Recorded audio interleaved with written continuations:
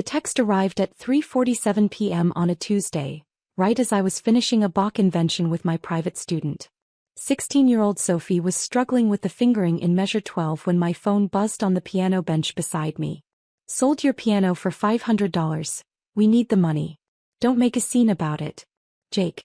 I stared at the screen for exactly 10 seconds before my student noticed my sudden stillness. Miss Hartwell? Are you okay? I forced a smile and slipped the phone into my jacket pocket. Let's work on that left-hand passage again, Sophie. Remember, it's all about the wrist motion. But my mind wasn't on Bach anymore.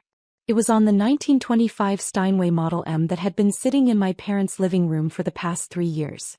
The piano I'd been restoring piece by piece. The piano my grandfather had left me in his will.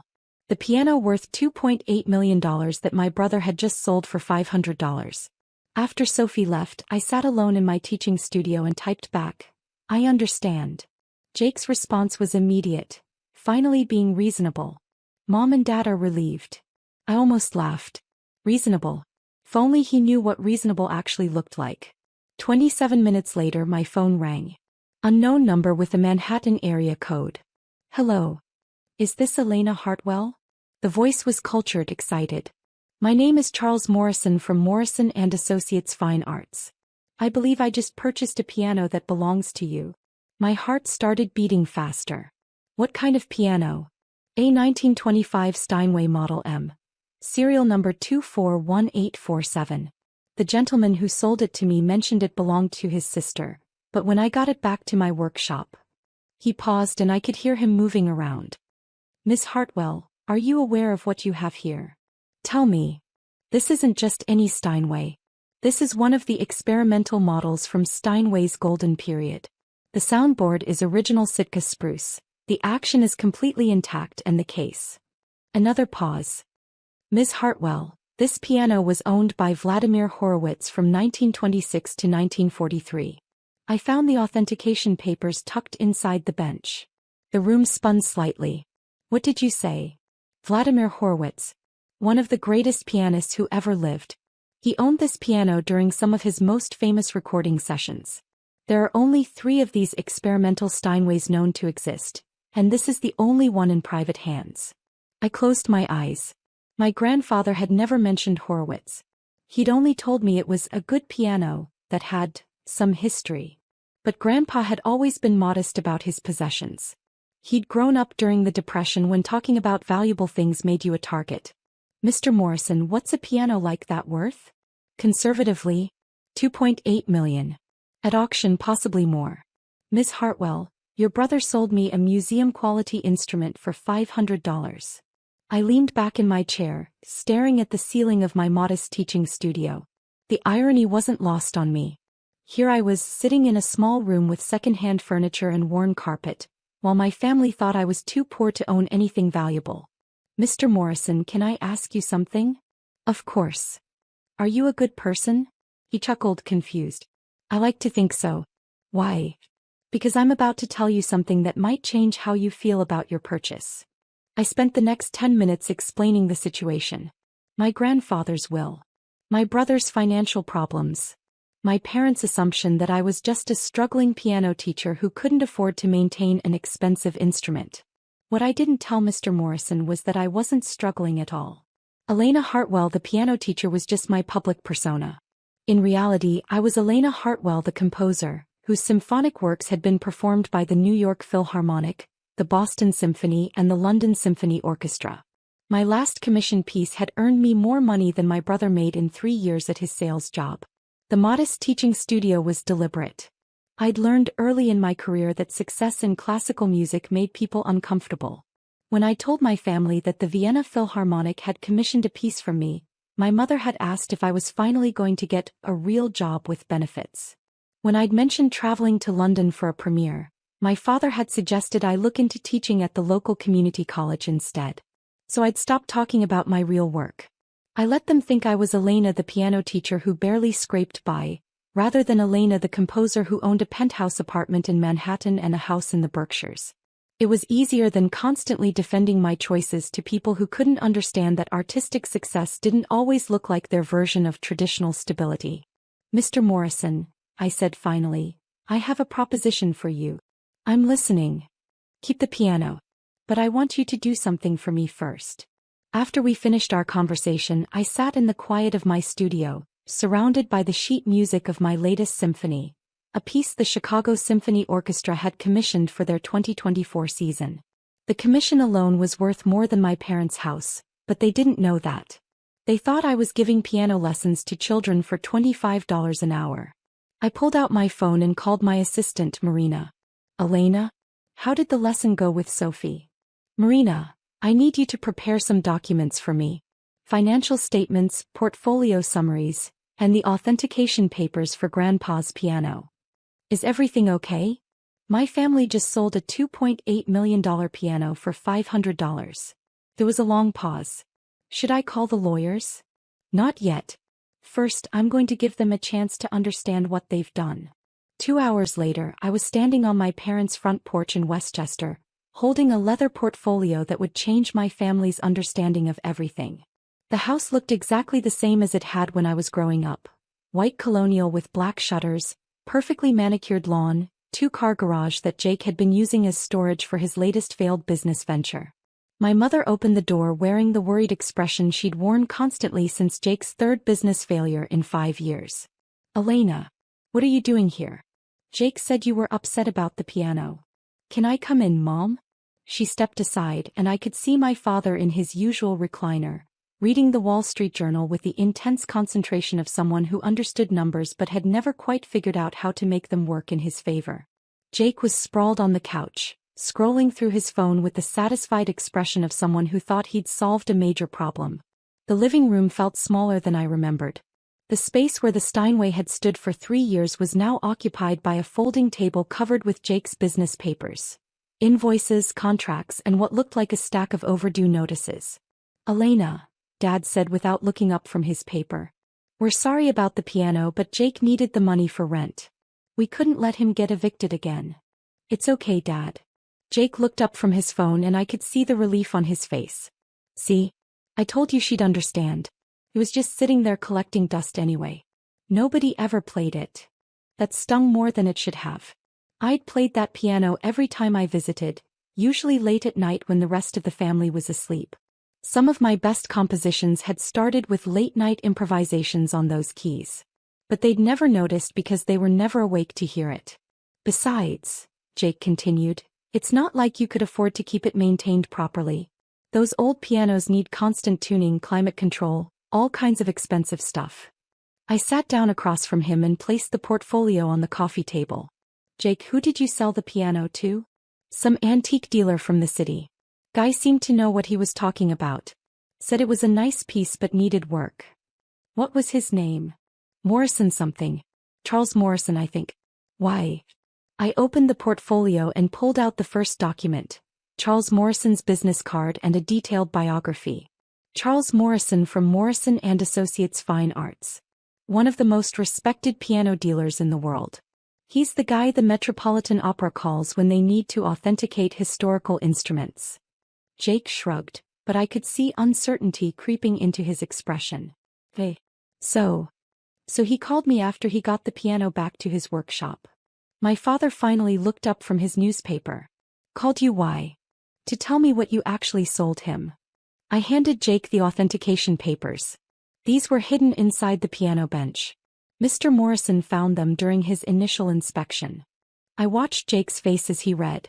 His expression moved from confusion to disbelief to something approaching panic. This says the piano was owned by Vladimir Horowitz. That's right. My mother sat down heavily in the chair next to my father. Who's Vladimir Horowitz? One of the greatest pianists who ever lived, Mom. He owned Grandpa's piano from 1926 to 1943. Used it for some of his most famous recordings. The room was silent except for the ticking of the grandfather clock in the corner. Another antique that had belonged to my grandfather, though thankfully one that Jake hadn't decided to sell. Elena, my father said slowly, what is a piano like that worth? I pulled out the formal appraisal document and handed it to him. The letterhead was from Steinway and Sons themselves, and the assessment was signed by their chief restoration expert. The number at the bottom made him actually gasp. $2.8 million. That's the conservative estimate, I said quietly. At auction with the Horowitz provenance it could go significantly higher. Jake was staring at the papers like they might spontaneously combust. But I only got 500. Because you sold a museum-quality instrument to someone who assumed you knew what you were selling. My mother was pale, her hands shaking slightly as she reached for the appraisal. Lena, we had no idea. Your grandfather never said anything about. Grandpa didn't know about the Horowitz connection either. But he knew it was valuable. That's why he left it to me specifically in his will. Jake stood up abruptly, pacing to the window that overlooked the backyard where we'd played as children. We have to get it back. We have to tell this Morrison guy there was a mistake. Actually, I said, we don't. Everyone turned to look at me. Mr. Morrison made a legal purchase. You offered the piano for $500, he accepted. The fact that you didn't know its value doesn't invalidate the sale. Jake spun around, his face flushed. So we just lose almost $3 million because I didn't know? You lose almost $3 million because you sold something that wasn't yours to sell. The words hung in the air like smoke. My father's face went from confused to angry to something approaching shame. What do you mean wasn't his to sell? I pulled out the copy of my grandfather's will, highlighted in yellow where it specifically mentioned the piano. Grandpa left the piano to me. Jake had no legal right to sell it. But it was in our house, my mother protested. It's been here for 3 years. Because I asked you to keep it here while I was establishing my career and traveling for work. I was paying for its maintenance, its insurance, even the climate control system Dad installed in the living room. That got my father's attention. You were paying for the climate control? The monthly bills went to my accountant. I've been covering the costs of keeping the piano properly maintained since the day it arrived. Jake sat back down heavily, running his hands through his hair. Elena, I'm sorry. We thought it was just taking up space. I thought you didn't want it. You never asked what I wanted. You never asked if I could afford the maintenance. You just assumed that because I teach piano lessons I must be broke. Well, aren't you? The question came from my father and it wasn't mean-spirited. He genuinely seemed confused. I almost laughed. No, Dad. I'm not broke. But you live in that tiny apartment and you drive that old car and you're always talking about budgeting for things. Because I'm careful with money. Because I learned from watching you struggle when your business went under in 2018. Because I don't believe in spending money just to impress people. My mother leaned forward. Elena, if you're not struggling, why didn't you help Jake with his rent? Because Jake never asked for help. He just took something that belonged to me and sold it. We can fix this, my father said firmly, the problem solver in him emerging. We'll call this Morrison fellow, explain the situation. Surely he'll understand. I smiled. I already called him Dad. And I reached into my purse and pulled out a cashier's check, placing it on the coffee table where everyone could see it. $2,800,000. Pay to the order of Elena Hartwell. My mother actually whispered. He paid you. He paid me. Jake was staring at the check like it was a mirage. But why? He already bought it for $500. Because he's an honest dealer who doesn't profit from other people's mistakes. And because I made him a different offer. What kind of offer? My father asked. I pulled out the final document from the portfolio. A contract between Morrison and Associates and the Elena Hartwell Foundation. I sold him the piano for its full appraised value with conditions. He has to display it in his showroom with a plaque explaining its history. Music students can schedule time to play it. It stays available for the public to experience. Why would you do that? Jake asked. Because Grandpa would have wanted it to be heard, not locked away in someone's private collection. And because... I paused, looking at each of their faces. Because I don't actually need the money. The silence that followed was profound. What do you mean? My mother asked carefully. I reached for my phone and opened my banking app, turning the screen so they could all see the balance. The number made Jake actually choke on air. $4.2 million? That's just my checking account, I said quietly. My investment portfolio is significantly larger. My father set down his newspaper completely, staring at me like I was a stranger. Elena, how is that possible? I'm a composer, Dad. I write symphonic music. The New York Philharmonic performed my 3rd symphony last season. The Chicago Symphony commissioned my fourth. I have contracts with orchestras in Boston, London, Vienna, and Berlin. Jake found his voice. But you're a piano teacher. I teach piano because I love teaching. But it's not how I make my living. How much? My mother started then stopped herself. How much do I make? Last year my commissions totaled $1.8 million. That's not including royalties from recordings or performance fees. The room was silent again. My father was staring at the check on the coffee table, my mother was staring at me, and Jake was staring at his phone like it might have answers. Why didn't you tell us? My father asked finally. I looked around the living room where I'd grown up, at the family photos on the mantel, at the space where my grandfather's piano had sat for 3 years while I paid thousands of dollars to keep it in perfect condition. Because every time I tried to talk about my work, you'd ask when I was going to get a real job. Because when I mentioned traveling for performances, you'd suggest I find something more stable. Because you seemed to think that being an artist meant being broke. My mother's eyes filled with tears. We were trying to help. I know. But I didn't need help. I needed you to trust that I knew what I was doing with my life. So when you said you were budgeting, my father started. I was budgeting for a new house in the Berkshires. When I said I couldn't afford to go on vacation with you last summer, it was because I was recording an album with the London Symphony Orchestra. Jake was still processing. So what happens now? Now you learn that actions have consequences. You stole and sold a multi-million-dollar instrument. That's grand theft. It's a felony. Elena, my father started, but I held up a hand. However, since I got full compensation and Mr. Morrison is happy with his purchase, I'm not pressing charges. But this is the last time any of you make decisions about my property without asking. We understand, my mother said quickly. Do you? Because this isn't just about the piano. This is about respect. About seeing me as an adult who's capable of managing her own affairs. I stood up and gathered the documents, leaving the check on the table. I'm going to leave this with you for tonight. Why? Jake asked. Because I want you to think about what almost happened. You almost stole $3 million from your sister because you assumed she was too unsuccessful to own anything valuable. Elena, we're sorry, my father said. We had no idea you were doing so well. That's exactly the problem, Dad. You never asked. You just assumed that because my life looks different from yours it must be wrong. I headed toward the door then paused. Oh, and Jake? Mr. Morrison has your information on file. If you ever try to sell something that belongs to me again, he'll be calling the police immediately. So will every other reputable dealer in the country. Elena, wait, my mother called. What about us? Are we okay? I turned back to look at them. My brother, who had stolen from me without a second thought because he assumed I had nothing worth stealing. My parents, who had enabled him because they thought I couldn't afford to own anything valuable. But I also saw the shame on their faces. The genuine confusion and regret. These were people who had raised me, supported my early music education, driven me to lessons and recitals even when money was tight. We're family, I said finally. But things are going to be different from now on.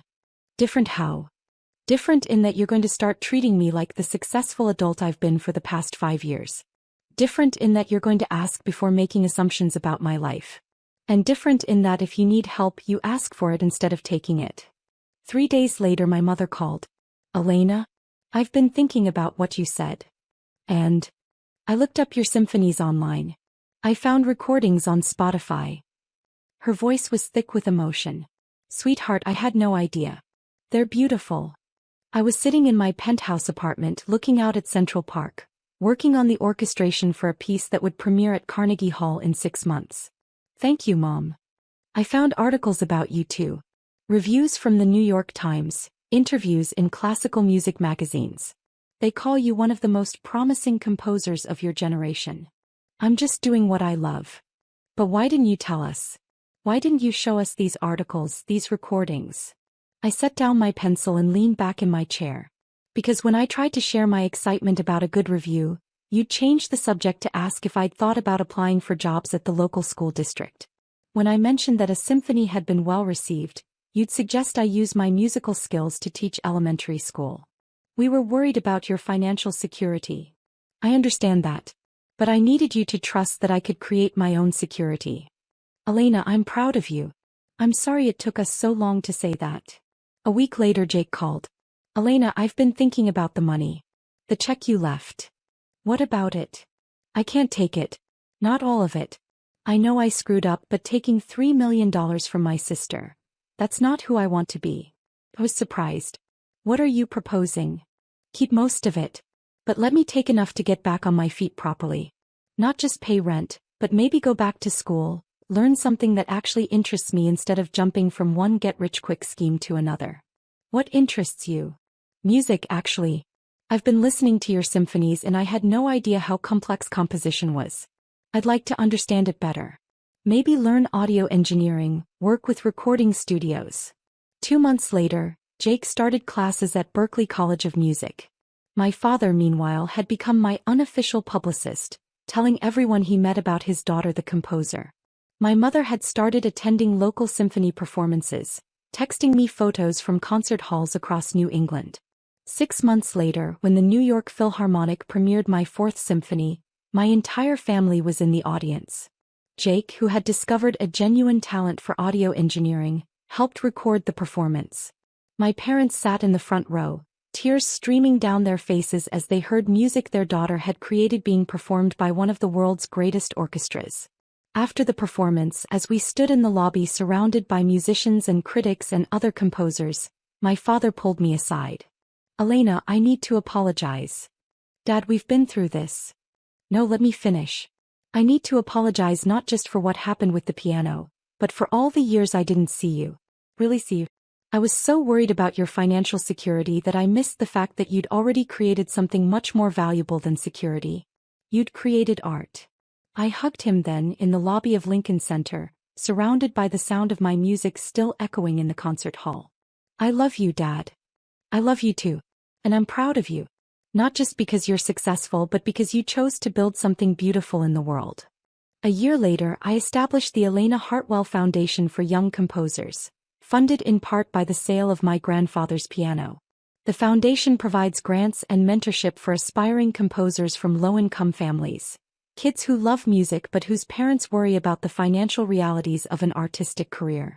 Every few months, I visit Mr. Morrison's showroom to play Grandpa's piano, now displayed with a plaque that reads, "The Horowitz Steinway on permanent loan from the Elena Hartwell Foundation, in memory of all the dreamers who understood that some things are more valuable than money."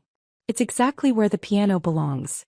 Being heard, being appreciated, inspiring the next generation of musicians who might otherwise never get the chance to touch an instrument of that caliber. Just like I'd finally found where I belonged, being seen and valued for exactly who I'd always been.